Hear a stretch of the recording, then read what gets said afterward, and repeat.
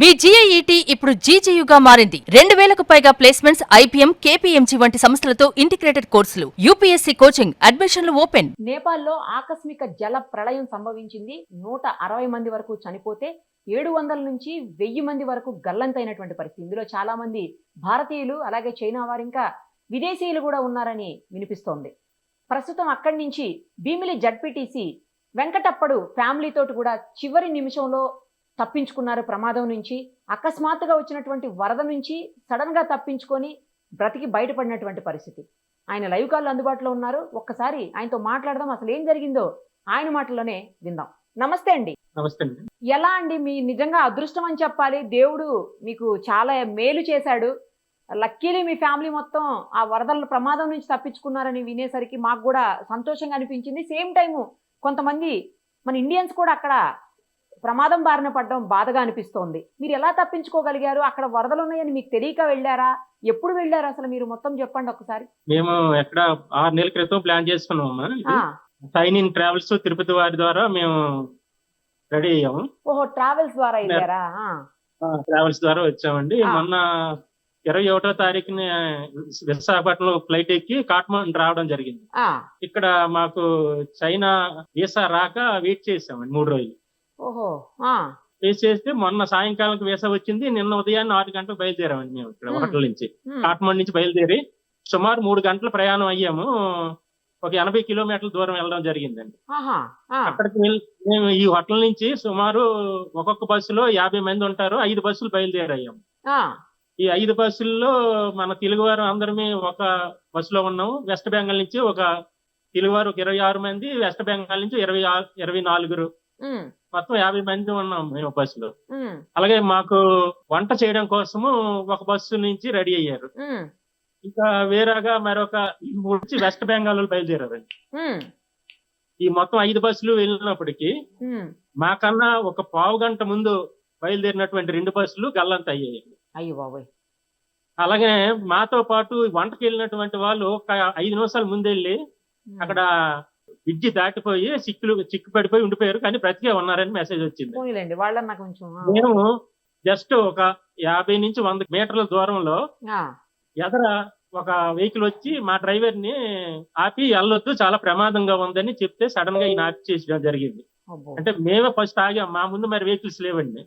ఎందుకు ఇలా సడన్ గా ఫస్ట్ ఆపారు అని మేము చూసినప్పటికి మాకేం అర్థం అవ్వలేదు. వాస్తవంగా అక్కడ గ్రామంలో ఉన్నటువంటి ప్రజలకు కూడా ఏం జరుగుతుందో అప్పటికి అర్థం అవ్వలేదు. వెంటనే మా వెహికల్ ఎప్పుడైతే ఆగిందో మా వెనకాల చాలా వెహికల్స్ వచ్చి అలా ఆగుతూ ఉన్నాయి. ఈలోగా పోలీసులు కూడా అలర్ట్ చేయడం జరిగింది, అక్కడ లోకల్ పోలీసులు. వెంటనే విత్ ఇన్ ది 2-3 మినిట్స్ లో మా డ్రైవర్ చాకచక్యంగా బస్సును యూటర్న్ చేసి ఒక 200 మీటర్లు వెనక్కి వచ్చి ఒక కొండ మీదకి సిమెంట్ రోడ్డు ఉందండి, ఆ సిమెంట్ రోడ్డు మీదకి బస్సుని అల్లించడం జరిగింది. దాంతో పాటు వెనకాతల ఉన్న వెహికల్స్ కానీ చిన్న చిన్న అక్కడ లోకల్ బైక్స్ కానీ వాళ్ళంతా కూడా కొండ ఎక్కడం జరిగింది. ఈలోగా అక్కడ స్థానికంగా ఉన్నటువంటి స్కూల్స్ అన్నింటిని పోలీసులు వచ్చి పిల్లల్ని కొండ ఎక్కించడం జరిగింది పరుగులెట్టి. అలాగే ఆ గ్రామంలో ఉన్నటువంటి నివాసం ఉన్నటువంటి ప్రజలు కూడా పిల్లలు తీసుకొని ఏడుచుకొని కొండ ఎక్కడం జరిగింది. ఇంటికి తాళాలు వేసి నిమిషాలు ఇదంతా జరిగి మా కళ్ళ ముందు ఇవన్నీ జరిగాయండి. మేము చూస్తుండగానే వరద ఉధృత పెరిగిపోయి ఆ బ్రిడ్జ్ కొట్టుకొని పోవడం ఇదంతా చాలా వింతగా ఉంది. మేము అప్పటికి ఒక అరగంట ముందు ఒక దగ్గర వాష్రూమ్ కి ఆగి టీ తాగడం జరిగిందండి. టీ తాగకపోతే ఒక పావు గంటలో మేము అక్కడికి వెళ్ళిపోతాం. మేము ఈ రోజు ఇక్కడ మాట్లాడడానికి ఉండేవారం కాదేమో. ఆ శివయ్య దయ వల్ల మేము క్షేమంగా ఉండడం జరిగిందండి. అవును, మీరు అన్నది నిజమండి. కళ్ళ ముందే అంత పెద్ద ప్రమాదాన్ని చూశారు. క్షణాల్లో త్రుటిలో మీరు కూడా తప్పించుకున్నారు. నిజంగా అదృష్టం అండి. అవునండి. ఎలా వచ్చిందండి వరద? అసలు ఎటు నుంచి వచ్చింది అది సడన్ గా? వరద అంటే యాక్చువల్ ఇక్కడ వర్షం అయితే లేదండి, పూర్తిగా ఎండ ఉంది. అందువల్లనే అందరూ అలర్ట్ గా లేరు. అది డే టైం ఒకటి. ఎండ ఉండే వరద వస్తుందా? ఎండ ఉందండి పూర్తిగా. ఇక్కడ వర్షం చినుకు కూడా లేదు నిన్నైతే. ఓకే. పైనుంచి మరి ఏమైందో తెలియలేదు మరి అక్కడ. ఎందుకంటే చైనా బోర్డర్ కాబట్టి చైనాలో ఏదైనా ఒక డాము కొట్టుకొచ్చిందో, లేదంటే ఏదైనా భూకంపం లాంటిది ఏదైనా కొండలు కదా అవన్నీ, అక్కడికైనా ఏదైనా వచ్చిందా తెలియదు, పూర్తిగా అర్థం అవ్వలేదండి.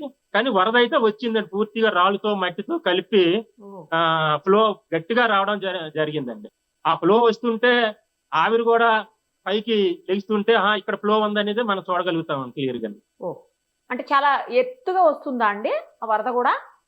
ఇక్కడ నది ఉందండి, నదిలో నుంచి వస్తూ ఉంది. కాకపోతే ముందు మీరు చూసినప్పుడు ఆ నదిలో ఏం నీరే లేదు పెద్దగా, కొంచెం ఫ్లో అవుతుంది. ఒకేసారి ఉతిరితో పెరిగిపోయిందండి, పైనుంచి ఒక్కసారి వచ్చింది నీరు అంతా. 25-30 మీటర్ల ఎత్తులో లేచిందని అంటున్నారండి. లేచి వచ్చిందండి. అవునా? అవునండి. సో ఇప్పుడు మీరు ఎక్కడున్నారు? సేఫ్ గా ఉన్నారా? మీతో పాటు ఎంత రాత్రే మా ట్రావెల్స్ అయితే బాగానే చేశారు. వెంటనే ఒక నిర్ణయం తీసుకొని బ్యాక్ రావడం జరిగిందండి. ఇప్పుడు కాఠ్మండు రాత్రే చేరుకున్నాం, కాఠ్మండులో ఉన్నాం. ఇప్పుడు కాఠ్మండులోనే ఉన్నారు? కాఠ్మండులో ఉన్నాము. కాకపోతే నా బ్యాగ్ ఏదైతే ఉందో ఆ మధ్యలో చిక్కుడిపోయినటువంటి బస్సులో ఉంది. అది ఇవాళ సాయంకాలం చేరుతారని బాగట్ట ఉందండి. పోతే పోయిందిలేండి, పోనీయండి, బ్యాగ్ పోతే ఏమవుతుంది. మీరు సేఫ్ గా ఉన్నారు కదా? ఉన్నామండి. బ్యాగ్ ఏముంది? మొత్తం ఎంతమంది సేఫ్ గా ఉన్నారండి? ఎంతమంది మిస్ అయి ఉంటారు మీకు తెలిసినంత వరకు, మీ బ్యాచ్ వాళ్ళు మొత్తం? మా బ్యాచ్ వాళ్ళ అంతా మన తెలుగు వారు అయితే సేఫ్ గానే ఉన్నామండి అందరూ. కానీ ఈ ట్రావెల్స్ ద్వారా మేము ఏదైతే ట్రావెల్స్ ద్వారా వెళ్ళామో, ఇక్కడ నేపాల్ లో ఉన్నటువంటి ట్రావెల్స్ ఉన్నారు కదండి, వాళ్ళు వెస్ట్ బెంగాల్ నుంచి మరొక 2 బస్సులు పంపించారు. ఆ 2 మిస్ అయ్యాయి. వాటి గురించి వాళ్ళు లేదండి, ఒక పావుగంట తేడాలో బయలుదేరాం వాళ్ళు. మేము 6:15 బయలుదేరాం, వారు 6 గంటలు బయలుదేరారు. ఈ పావు గంటలో వాళ్ళకి ప్రమాదం జరిగిందని అనుకోవాలండి. మరి దేవుడి దేవాళ్ళు ఏమైనా మంచి వార్త వస్తే సంతోషం. అంటే బస్ కొట్టుకుపోయిందో లేకపోతే సేఫ్ గా ఉందో తెలియదు అసలు, ఏమైందో తెలియదు. ఇంతవరకు ఏ మెసేజ్ కూడా లేదండి. మీరు కూడా ట్రై చేయలేదా వాళ్ళతో మాట్లాడేదానికి? ఎందుకంటే అందరూ కలిసి ఒకటే దగ్గర ఉన్నారు కదా. కాదు, ఈ ట్రావెల్స్ కూడా ట్రై చేస్తారు. ఎందుకంటే వాళ్ళ డ్రైవర్స్, వాళ్ళ స్టాఫ్ లోకల్ వాళ్ళు కదా, ఎవరి దగ్గర ఫోన్ తీసుకుని చెయ్యొచ్చు. కానీ అటువంటి మెసేజ్ ఏం లేదంటే అనుమానంగా ఉంది. ఇప్పుడు మీతో పాటు ఎంతమంది సేఫ్ సైడ్ ఉన్నారండి?